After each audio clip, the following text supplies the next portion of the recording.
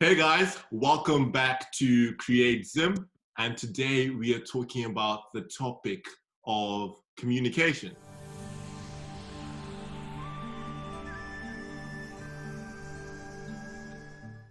Are people reaching out to us? Do we need more people to reach out to us? Today I have two young adults and one practitioner, and they're going to introduce themselves. Everyone, my name is Juliet Malkondora, and I'm an intern community psychologist registered with the Allied Health Practitioners of Zimbabwe. I'm based in Zimbabwe in the Midlands province in Gweru. I'm excited to be a part of this discussion today. Thank you, CreateZim. Hi everyone, my name is Watsanai Mushongi. I am a first year student studying business. I'm 20 years old and yeah, that's basically it. Hi everyone, my name is Tafara Chipiro and I am a third year student at the Culinary Arts Academy studying culinary arts. That's pretty much it. Awesome. Thanks so much, guys. And so communication, I've been talking to my friends, calling them, but it feels like we're having the same conversation again and again and again and again. How are you guys finding it?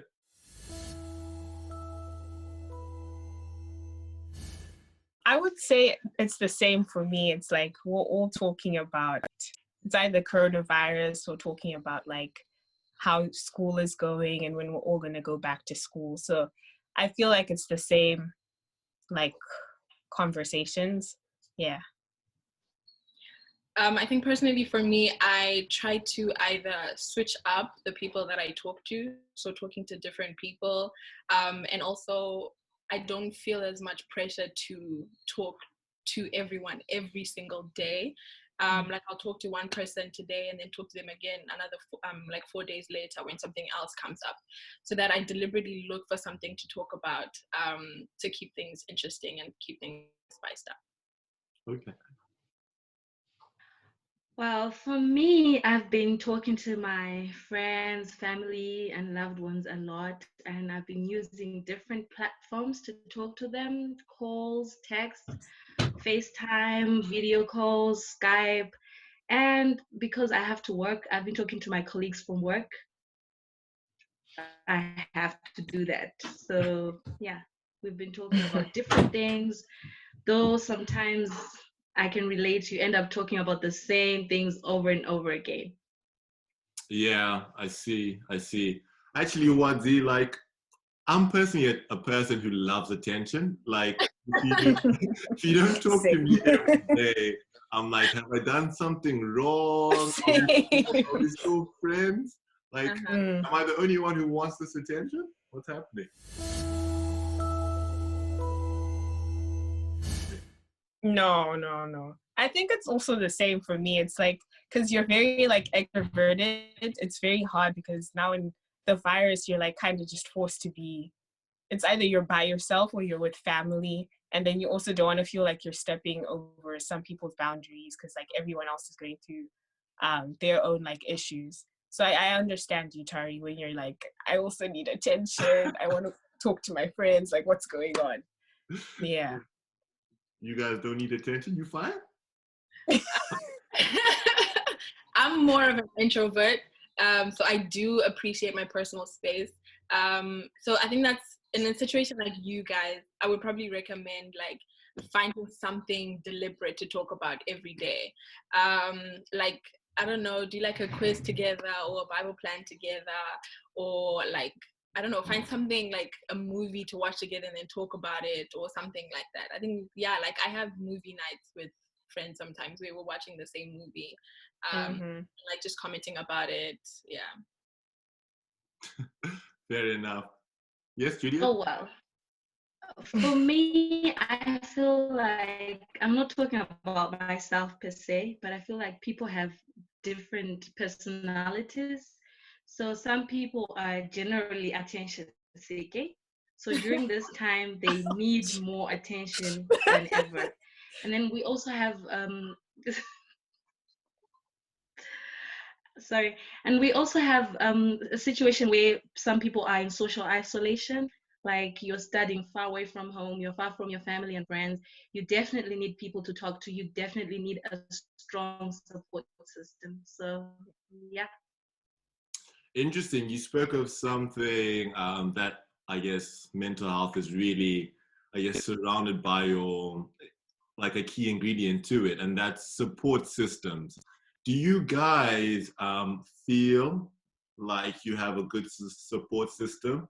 And I guess the second question is, do you ever feel like an urge maybe not to reach out to your support system because I'm seeking too much attention, or like, what if I'm just like annoying them?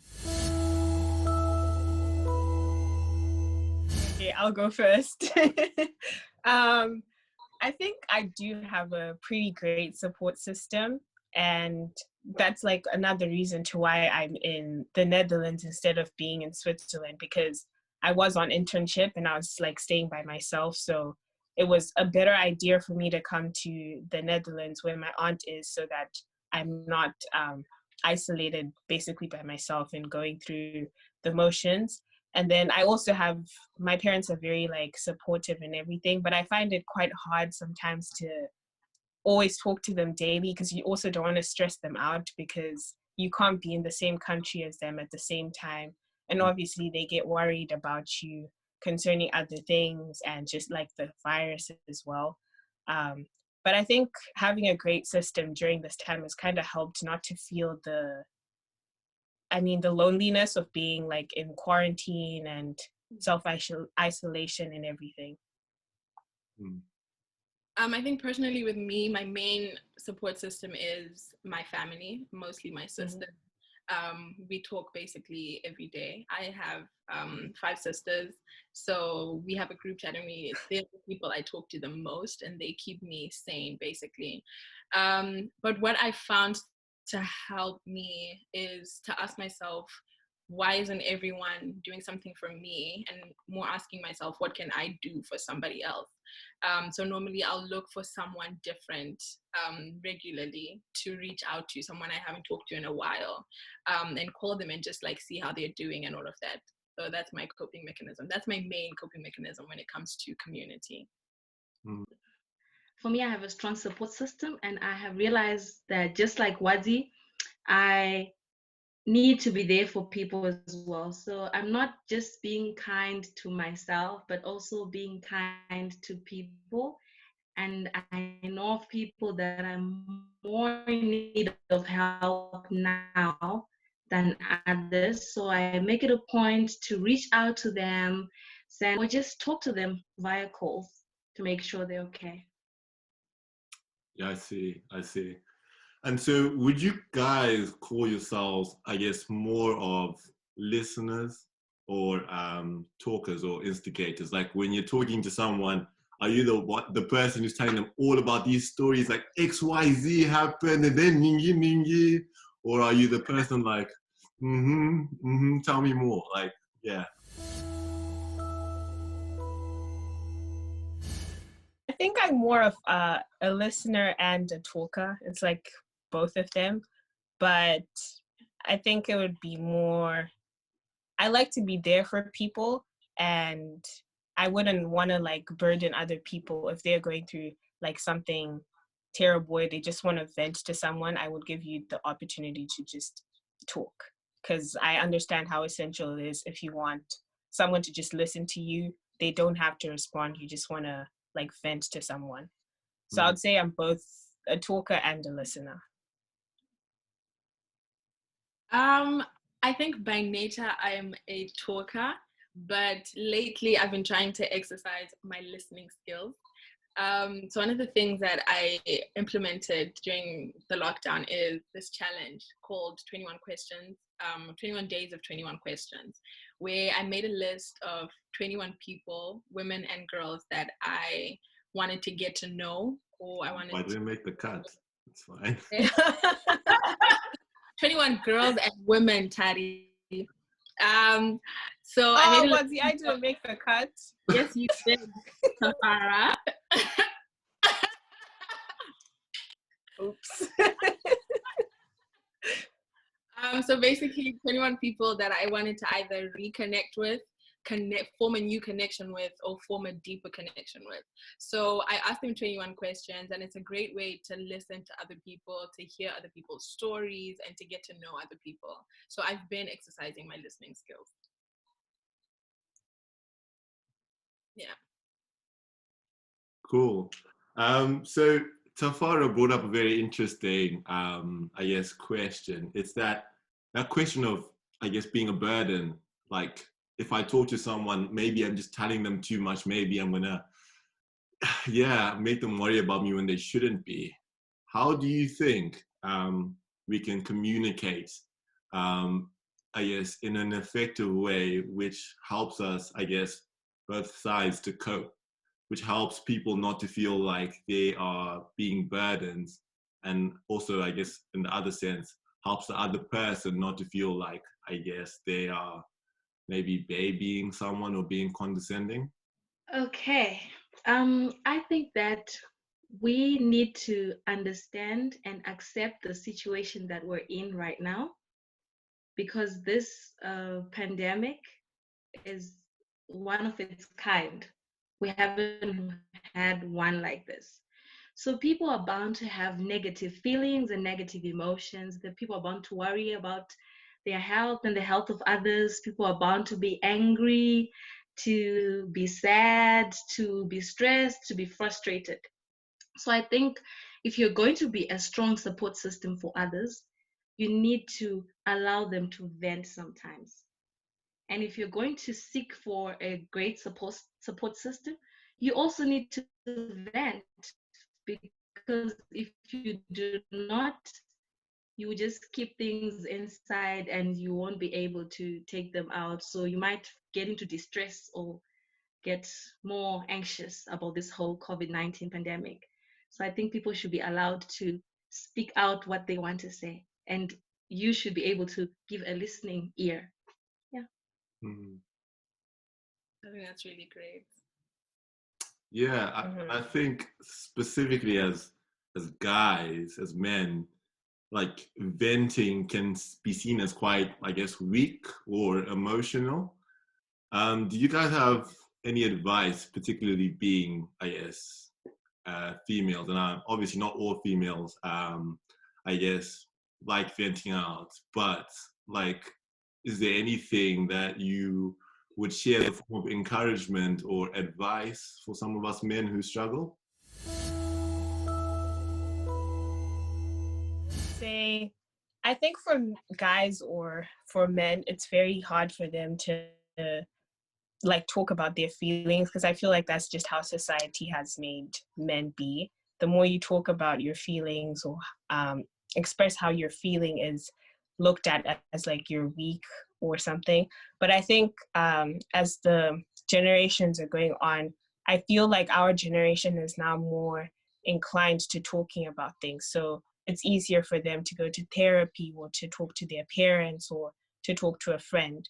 But then I also think there's a certain percent in the people in our generation where we don't talk about things, we bottle them in, and it's more of like, I don't want to stress out my friends, or you feel like you're not close to some certain friends, so you feel like you can't vent out to them. But I think for guys, honestly, it's so easy for guys to be friends, and I feel like it should be easier for them to just talk. Like if a group of guys see each other like today, they'll instantly become like friends, or you look at them and think they've been friends for like years. It's just easier for them to connect. So I think they should stop the stigmatization of men should be looked at as they're just strong and they don't have feelings, and just talk about how you feel, honestly. So we are coming to the end of our discussion, sadly. But yes, do you guys have any questions to Juliet, the practitioner? Or any questions about CreateZim, or any questions, I guess, to one another?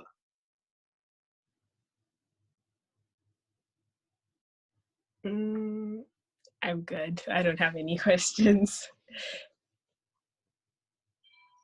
Wow, effective communication, no questions. Cool. Guys, thank you so much for just being a part of the discussion. Actually, yes. Question.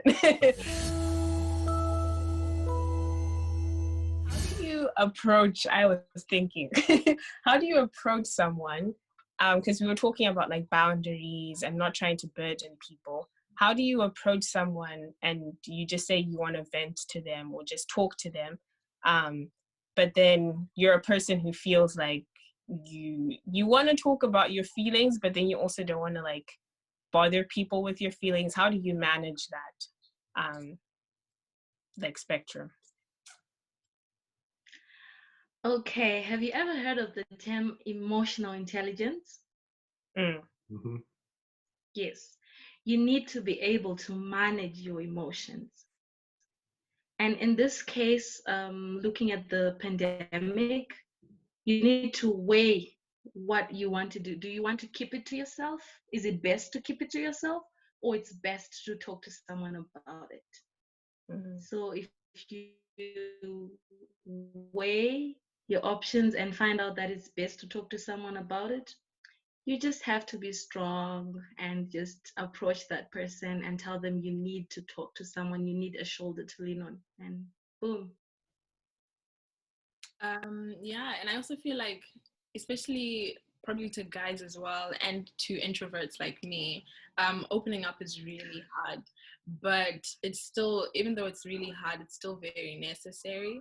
So I think it's really important to, if you're not going to be opening up to everyone and opening up your emotions on social media, you know, like how girls do, I guess, at least find one person or two people that you are close to or that you feel you can trust, even if you've never had an open relationship with them. Because I have like some people I've never had a close relationship with, but I've reached out to them during this time and I'm like, please, can I open up to you about some things?